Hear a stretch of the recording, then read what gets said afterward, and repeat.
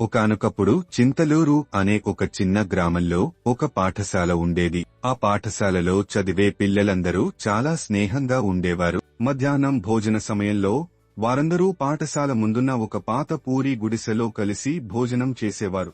వారి ఉపాధ్యాయులు కూడా వారితో కలిసి భోజనం చేసేవారు. ఒకరోజు రాము అనే ఒక సీనియర్ విద్యార్థి గుత్తి వంకాయ కూరను తన భోజనానికి తెచ్చుకున్నాడు. ఆ కూర చూడటానికి వింతగా చిన్న కప్పల గుంపులా అనిపించింది. దానిని చూసి కృష్ణ అనే ఒక జూనియర్ విద్యార్థి నవ్వాడు. చూడు చూడు కప్పల కూర అని రాముని ఎగతాళి చేశాడు. రాముకి చాలా బాధ కలిగింది. అతను తన భోజనాన్ని తినకుండానే కన్నీళ్లతో అక్కడి నుండి వెళ్లిపోయాడు. అది చూసిన ఉపాధ్యాయులకు కృష్ణ చేసిన పనికి చాలా కోపం వచ్చింది. వారు కృష్ణని పిలిచి, నువ్వు చేసిన పని చాలా తప్పు. ఎవరి భోజనాన్ని కూడా ఎగతాళి చేయకూడదు. ఆహారం పట్ల గౌరవం చూపడం చాలా ముఖ్యం అని మందలించారు.